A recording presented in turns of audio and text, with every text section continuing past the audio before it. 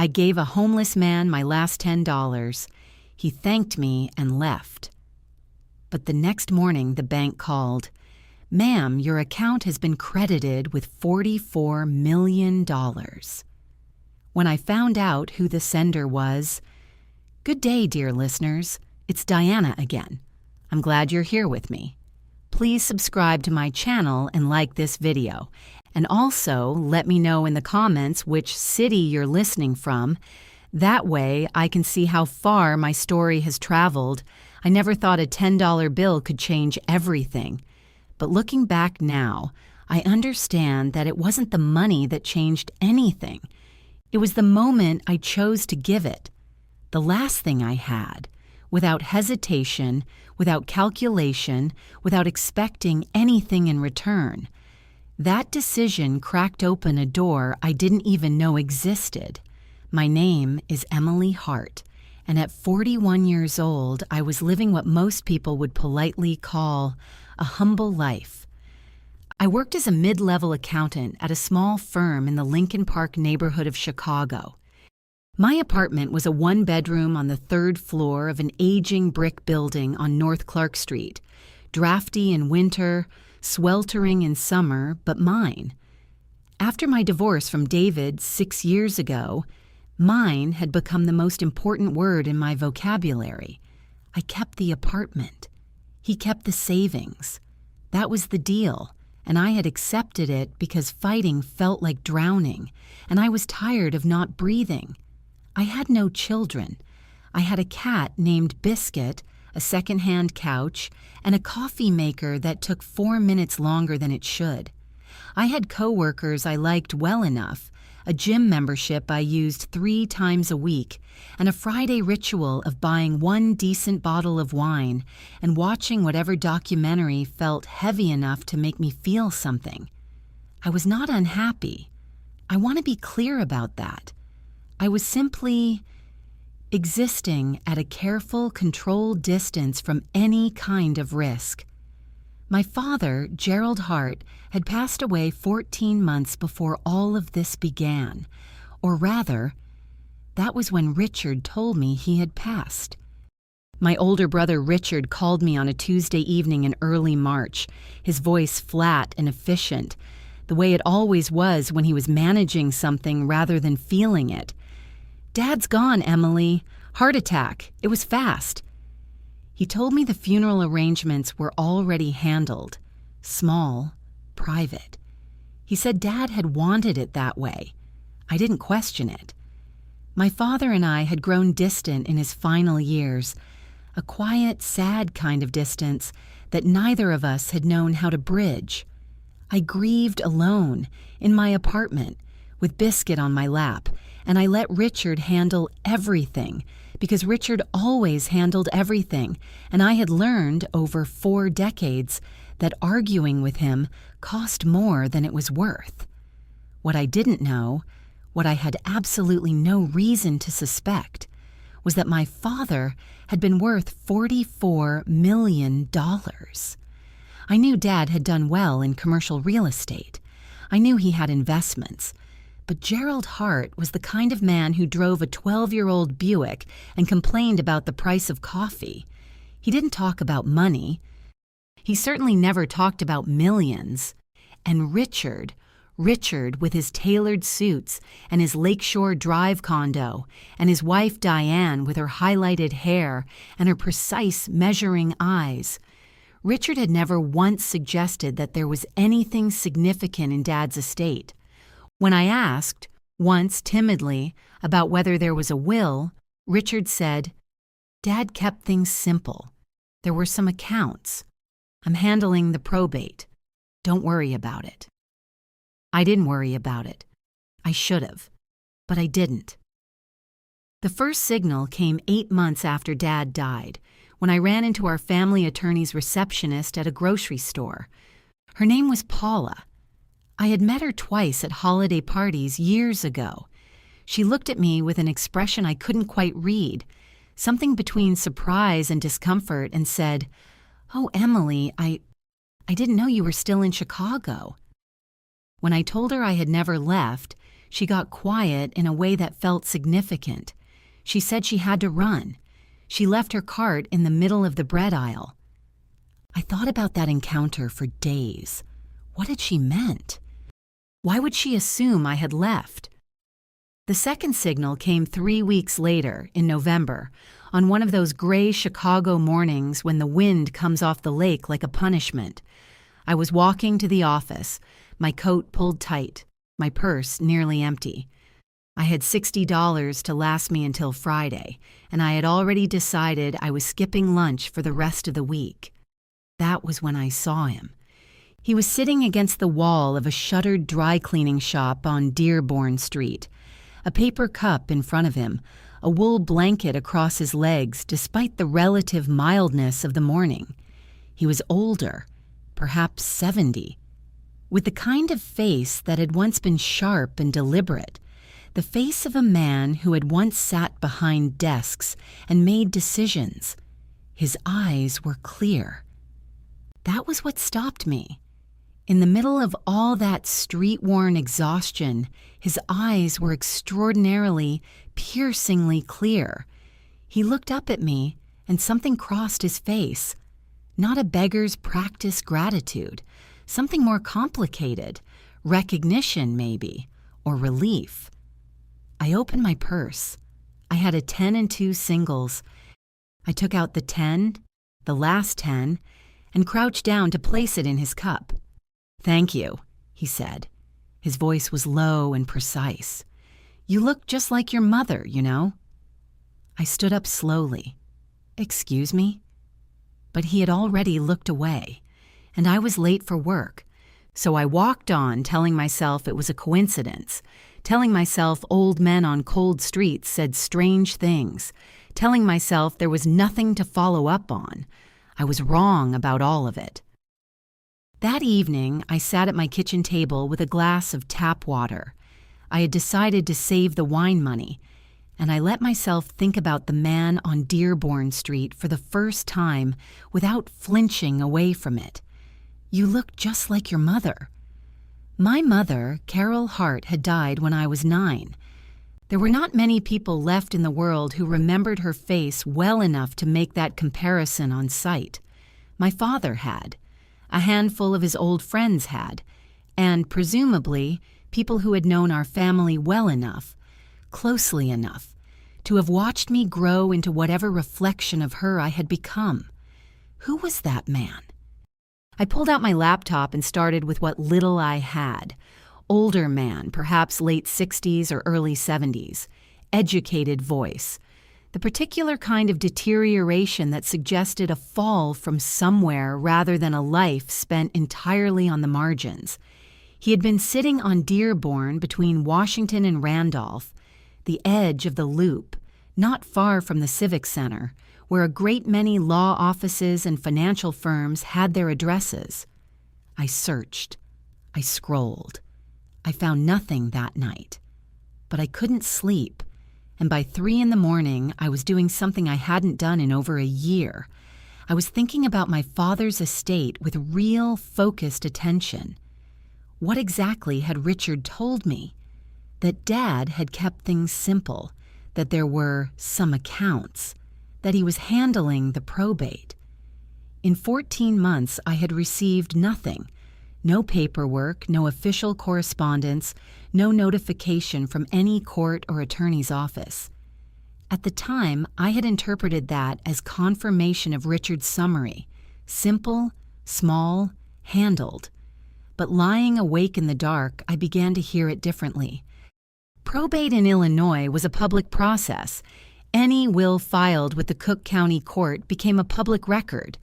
I knew this because I was an accountant, and probate had come up in my work more than once, which meant, and this was the thought that sat up sharply in the back of my mind and refused to lie back down, which meant that if my father had filed a will, I could look it up. The next morning, I called in sick for the first time in 3 years. I went to the Richard J. Daley Center on Washington Street, where the Cook County Probate Court maintained its records. I gave the clerk my father's name, Gerald Ambrose Hart. Date of death, March 7th, she typed. She looked at her screen. She typed again. Then she gave me a case number and slid a printed index across the counter. Gerald Ambrose Hart, estate case filed April 2nd. Executor, Richard Allen Hart. There it was, filed, on record.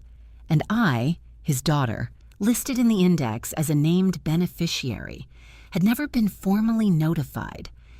I stood in the corridor outside the clerk's office and pressed my back against the cool marble wall and breathed. Beneficiary. Named beneficiary. Which meant there was a will. Which meant Richard knew about the will. Which meant Richard had deliberately kept me away from it. My hands were shaking, but not from cold. I thought about my life in careful accountant's terms. I thought about the past 14 months, the way I had rationed grocery trips, declined invitations because restaurants felt like luxuries, skipped the dentist twice because the copay was $40 I didn't comfortably have.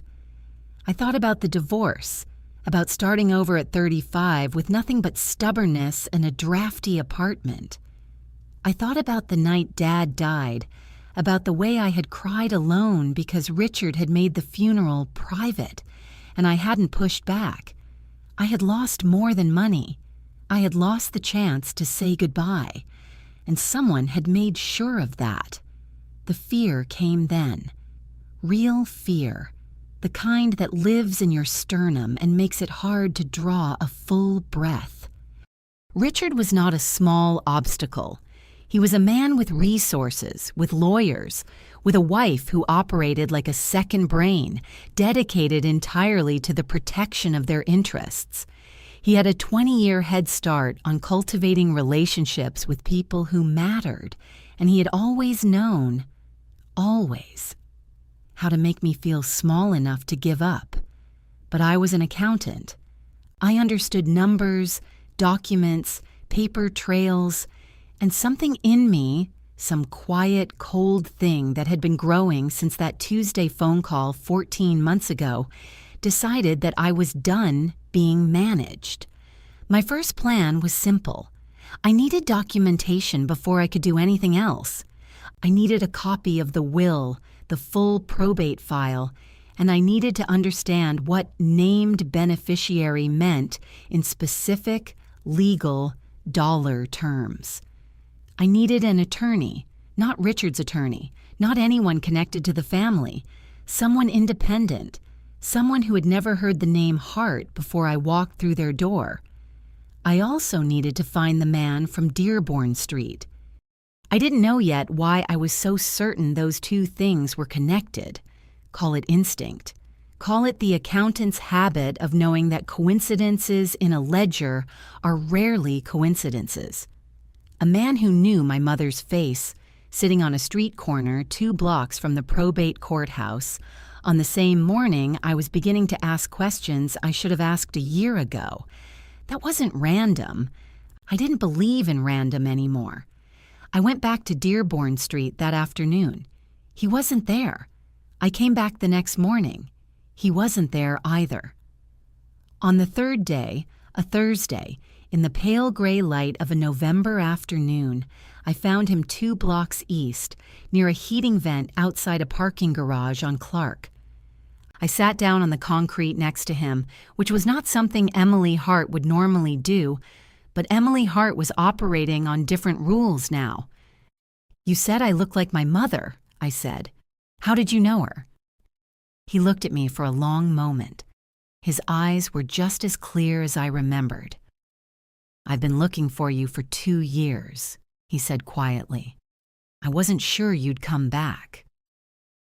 His name was Walter Green, and he had been my father's attorney for 22 years.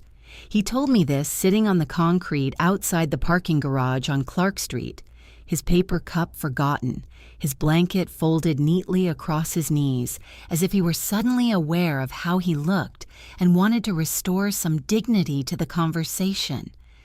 I sat beside him and listened to the whole story, and when he was finished, I understood why Paula, the receptionist, had gone pale in the grocery store. She had known, or suspected, and she had been afraid. Walter had suffered a severe stroke in February, 3 weeks before my father died.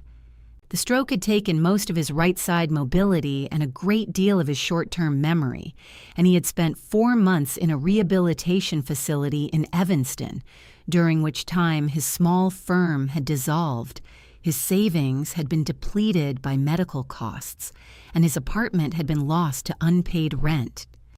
By the time he was functional enough to understand what had happened around him, he was 68 years old with a slight limp, a legal career in ruins, and a knowledge of Gerald Hart's will that nobody else possessed in quite the same way, because Walter Green had drafted that will, and Walter Green knew exactly what it said.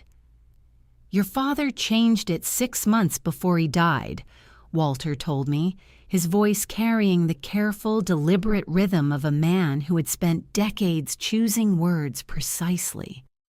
"He had originally split the estate between you and Richard, 60-40 in your favor because of what happened with your mother's life insurance.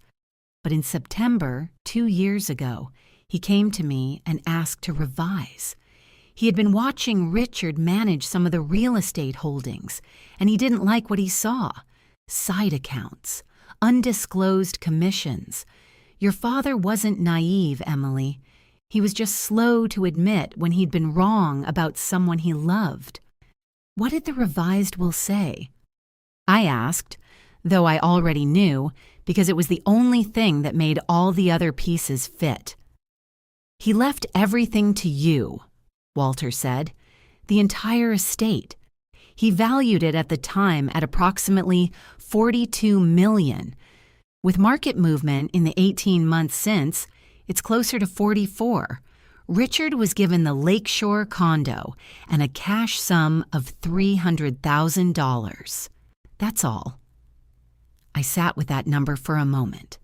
$44 million.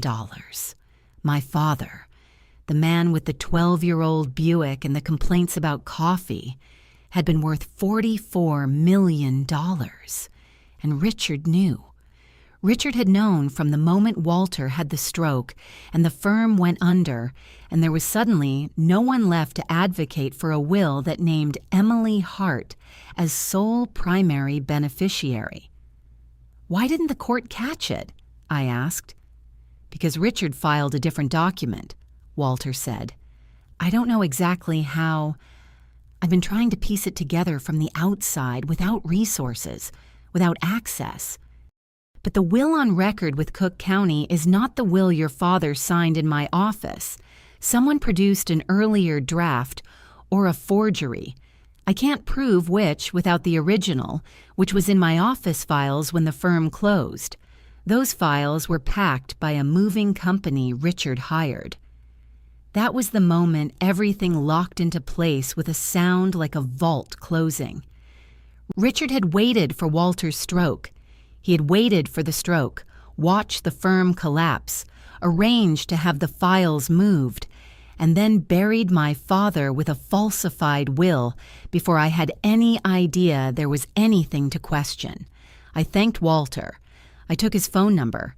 A prepaid cell a social services worker had helped him get, and I gave him mine. And then I walked directly to the office of a probate litigation attorney named Sandra Okafor, whose name I had found that morning through the Illinois State Bar's referral service. I had called ahead. She had a 3 o'clock opening. I took it. Sandra Okafor was a small, meticulous woman in her early 50s who listened to me for 40 minutes without interrupting.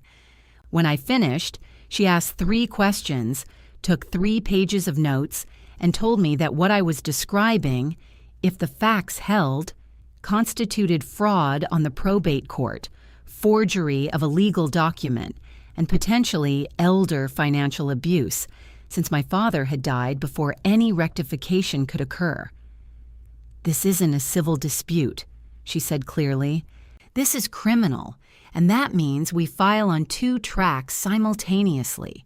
We challenge the will in probate court, and we refer the evidence of fraud to the Cook County State's Attorney's Office." "What do I need?" I asked. "Walter Green's testimony, his original case files, if they can be located, and anything, any email, any voicemail, any financial record that shows Richard had knowledge of the revised will before your father died." I left her office with a retainer agreement and a list, and something I hadn't felt in a very long time: direction. What I didn't know was that Richard had already noticed. His wife Diane called me that same evening. Her voice was warm in the way that expensive things sometimes look cheap up close. The warmth was surface, applied with effort. She said she'd been thinking about me, that she and Richard felt terrible about how distant things had become since Dad's passing, that she wanted to have me over for dinner. "Just family," she said. "Richard misses you." I had not spoken to Richard in 4 months. The timing of Diane's call, on the same evening I had retained a probate attorney, was not a coincidence. I told her I would think about it, which was the most truthful thing I had said to her in years.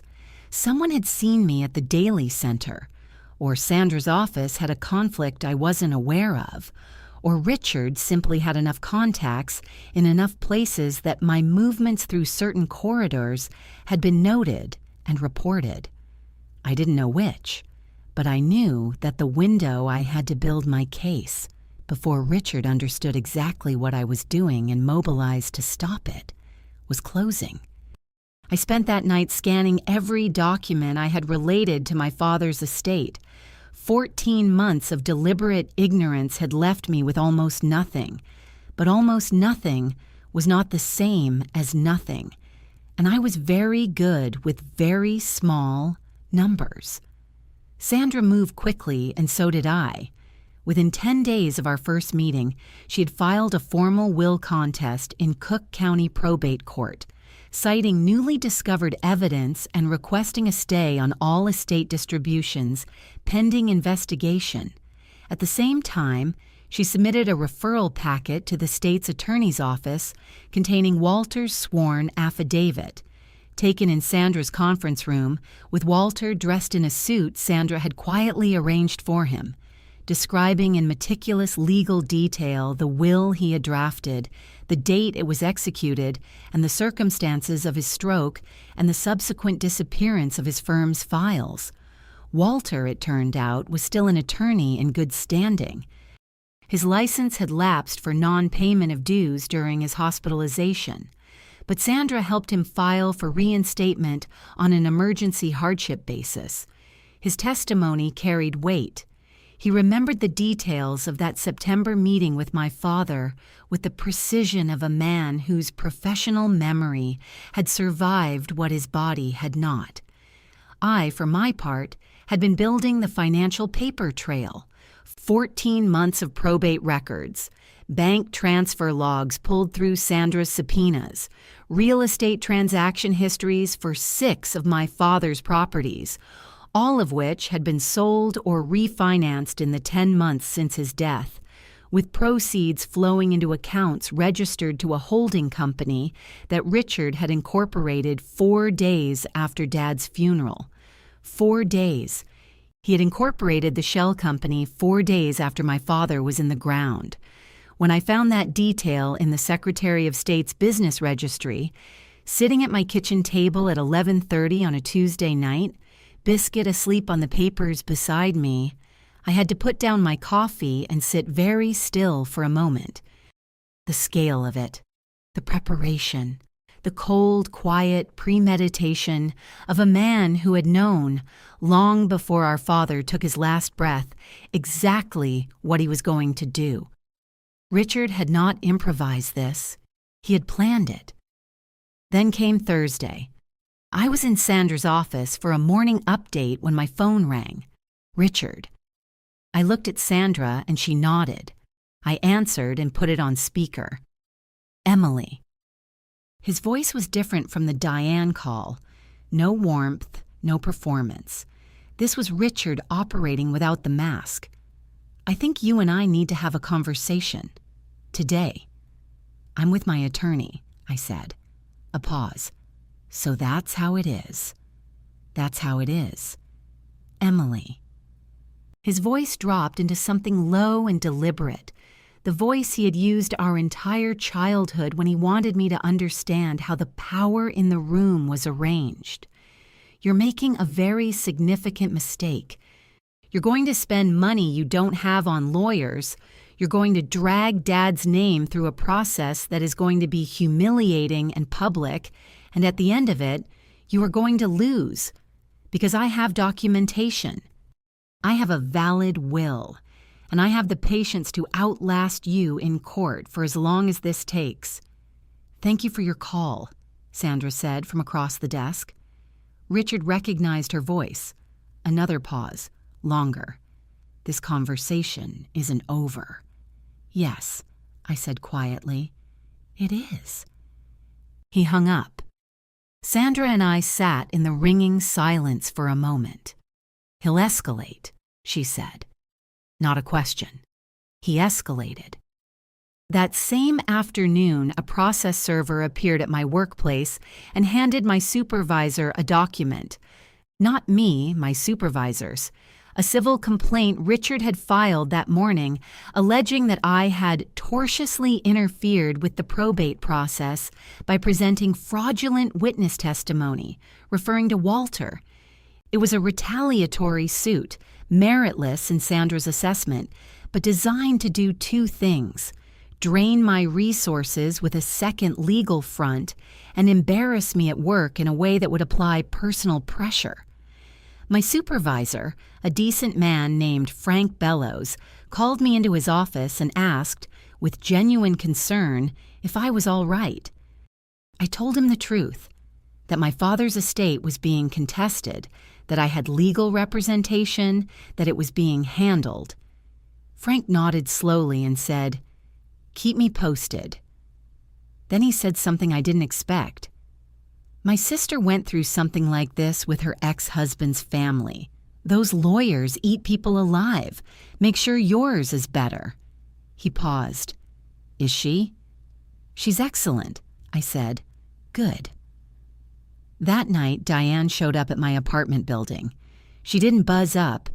She waited in the lobby until another resident let her in, and then knocked on my door. When I opened it, she was holding a bottle of wine and wearing the kind of carefully composed expression that had taken years to perfect. She looked like a woman who had come to make peace. She looked like an illustration of reasonableness. "Please," she said, "just talk to me." I stood in my doorway and I looked at Diane. Diane, who had called me the evening I retained Sandra. Diane, whose husband had filed a harassment suit against me that afternoon. And I said, "I'll have my attorney reach out to yours." Then I closed the door. I heard her stand in the hallway for almost 30 seconds before she left. That weekend, I drove to a small rental cabin in Indiana, 2 hours from Chicago, 2 hours from all of it. And I slept for 11 hours the first night. I walked along a frozen creek the second morning. I cooked eggs on a 2-burner stove and let myself feel, without performing anything for anyone, the full weight of what I was carrying. Fear. Yes, but fear, I had learned, could be metabolized. It could become fuel, and I had a great deal of it. I came back from Indiana on a Sunday evening, and the cabin had done something useful. It had separated the noise from the signal. The noise was Richard's retaliatory suit. The noise was Diane at my door with wine. The noise was the process server at my office, and the phone call designed to remind me of old power arrangements. The signal was simpler. I had a legitimate legal claim supported by a credible witness and a growing paper trail. Sandra was methodical and well-connected. Walter was recovered enough and willing enough and professionally credentialed enough to testify. And Richard, for all his preparation, had made the mistake that careful, arrogant people almost always make. He had assumed the person he underestimated would stay underestimated. On Monday morning, I received an email.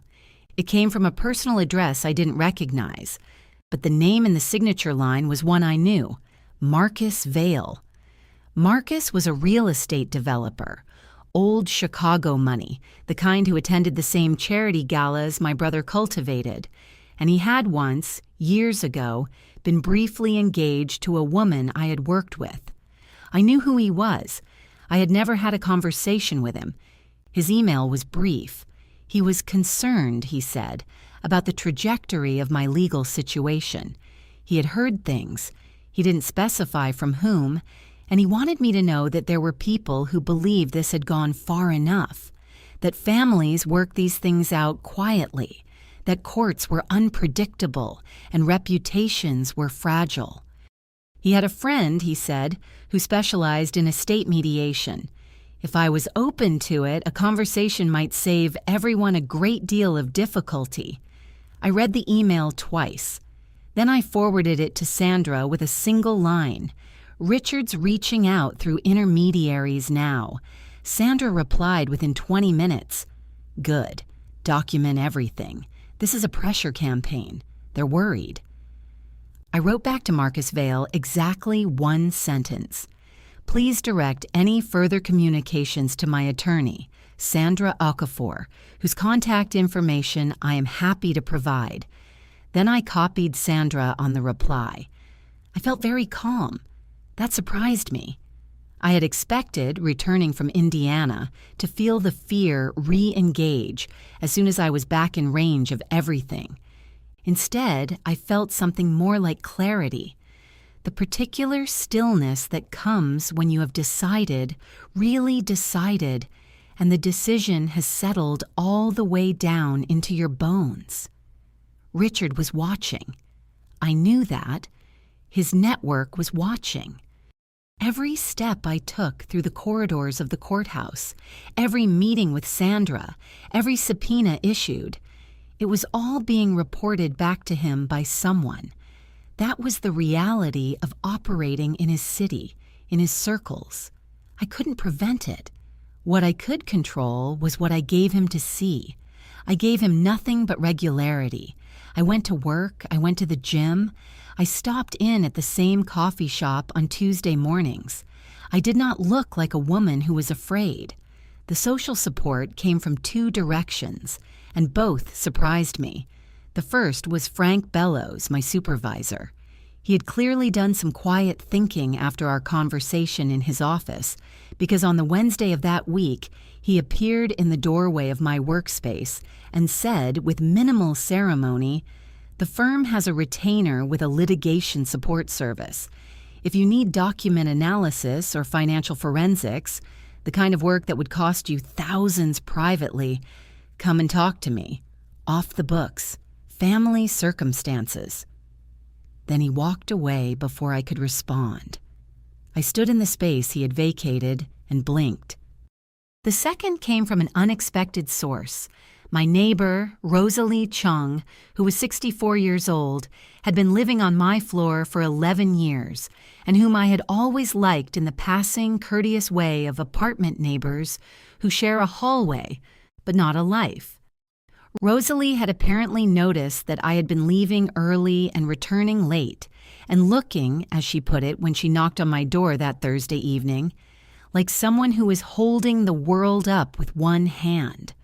She had brought soup, homemade, in a proper container. She sat at my kitchen table, and I told her, not everything, but enough. And she listened the way older women sometimes listen, which is to say, without rushing toward a solution, simply making space for the weight of the thing. "My husband's family tried to take our restaurant after he died," she said when I had finished. "Said he had agreed to sell his share to his cousin. He hadn't. We had 17 months of legal bills." She paused. "We won." "How?" I asked. "I kept every piece of paper," she said. "Every voicemail, every napkin with a note on it. Everything." She tapped the table gently. "People who lie think they're the only ones paying attention. They forget that the person they lied to is also paying attention. just differently. I thought about that for a long time after she left. I was paying attention. I had always been paying attention. I had simply, for too many years, directed that attention inward, toward my own smallness, my own careful survival, rather than outward toward the truth of what was happening around me. That was changing. They came on a Saturday. I had just returned from the farmer's market.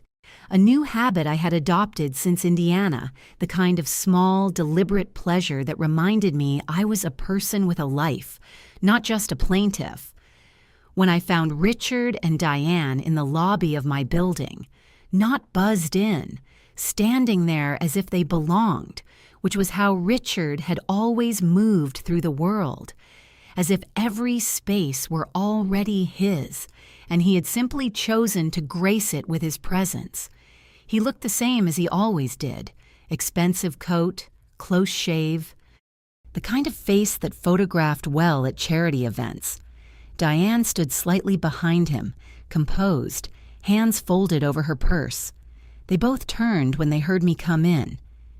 "We were in the neighborhood," Richard said, which was a lie so casual it didn't even bother trying to sound true. I stood in the lobby with my canvas grocery bag and looked at my brother, and I thought of Walter Green on a concrete sidewalk in November, looking for me for 2 years. I thought of my father signing a document in Walter's office, making a quiet, irreversible decision about who deserved to inherit his life's work.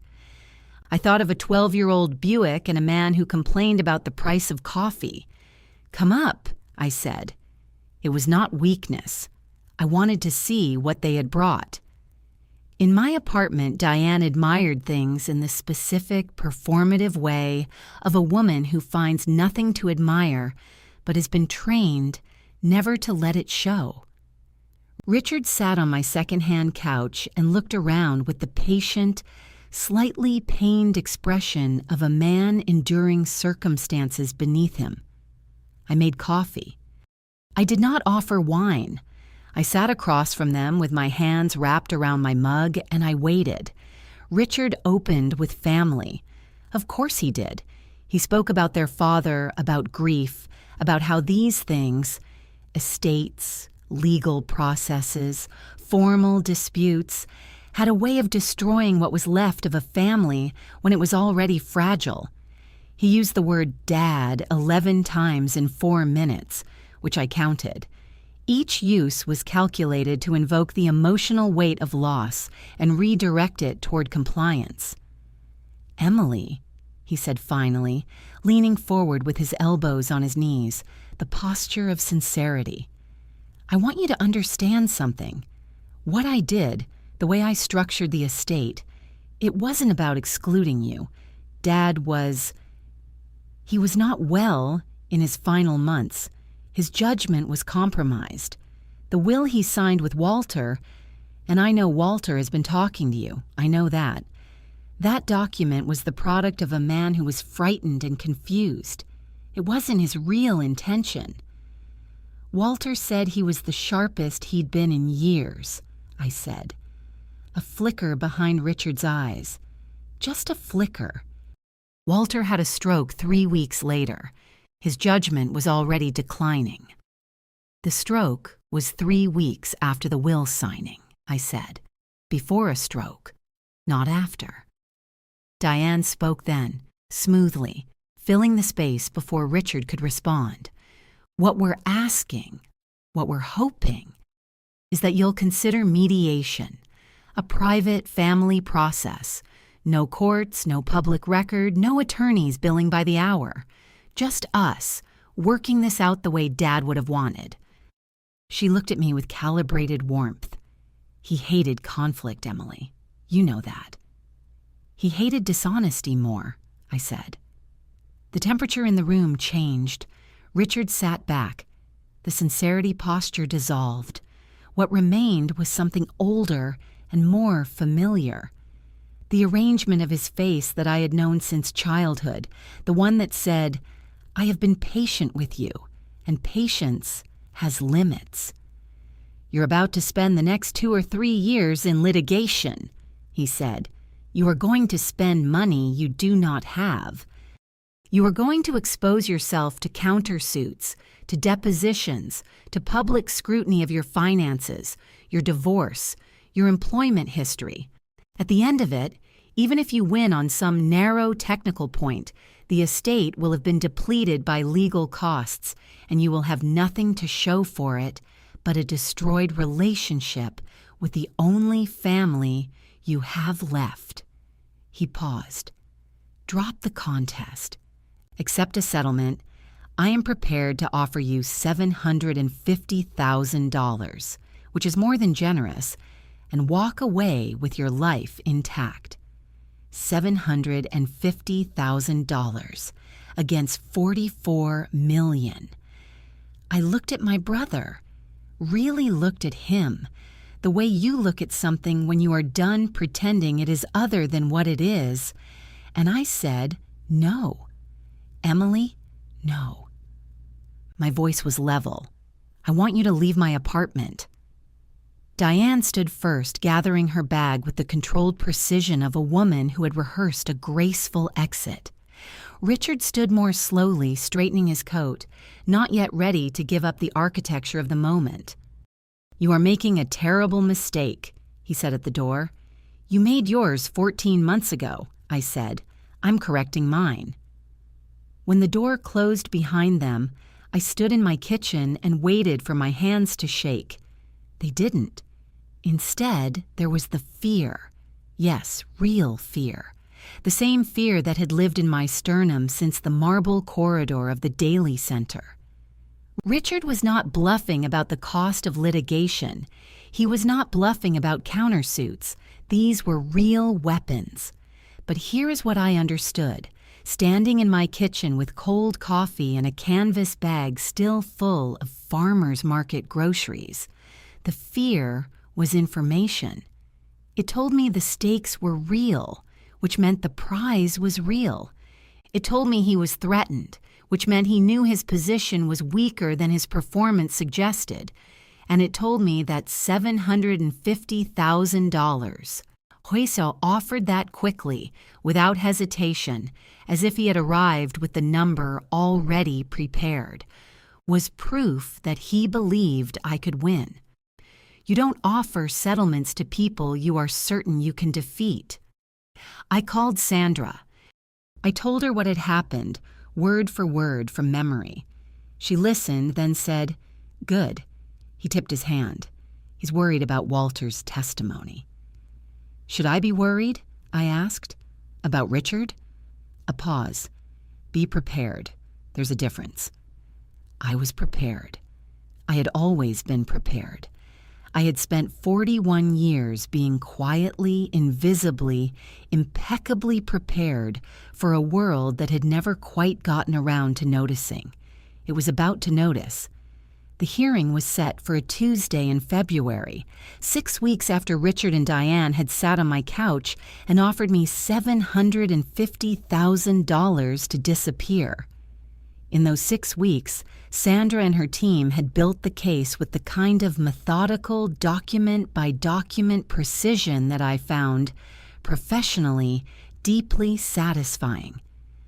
The forensic accountant Frank had connected me with had traced the shell company, Hartfield Property Management, LLC, incorporated 4 days after my father's funeral, through 7 subsidiary transactions and identified $31.4 million in estate assets that had been transferred without court authorization.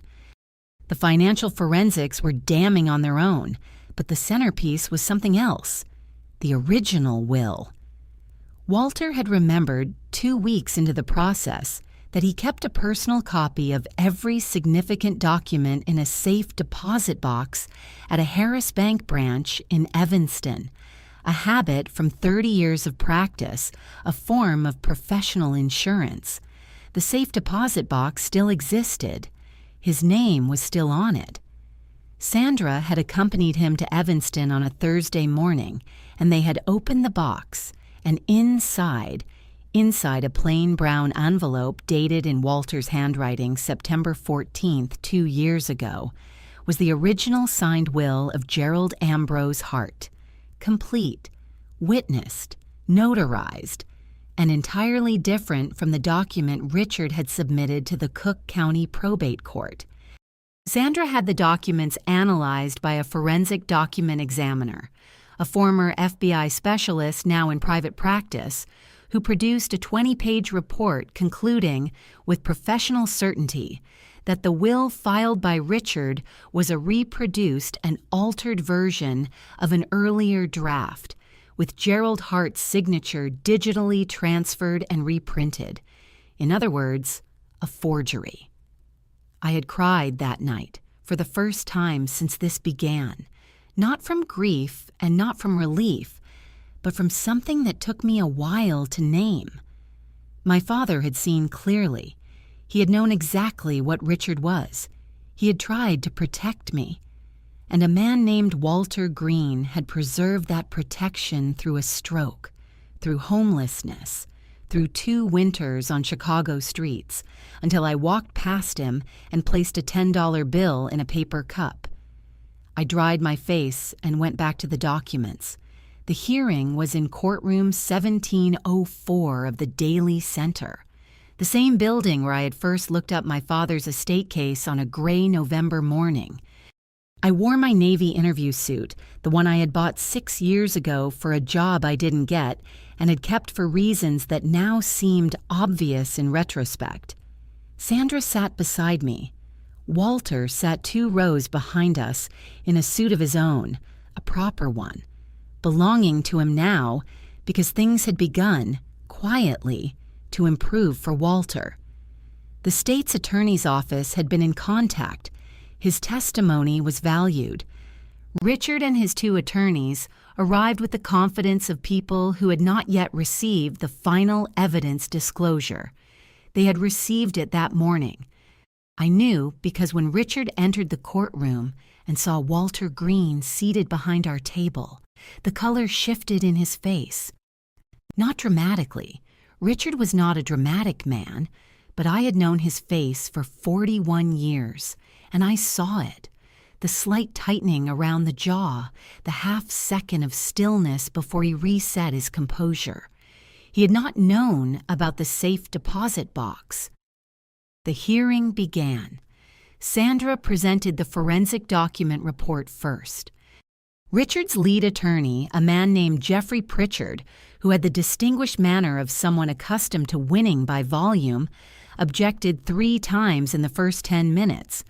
The judge, a compact woman named the Honorable Constance Merritt, sustained none of them. She read the executive summary of the forensic report with the expression of a person who has seen a great many things in 20 years on the bench and is seeing something she did not expect. Then Sandra presented the original will. Pritchard asked for a recess.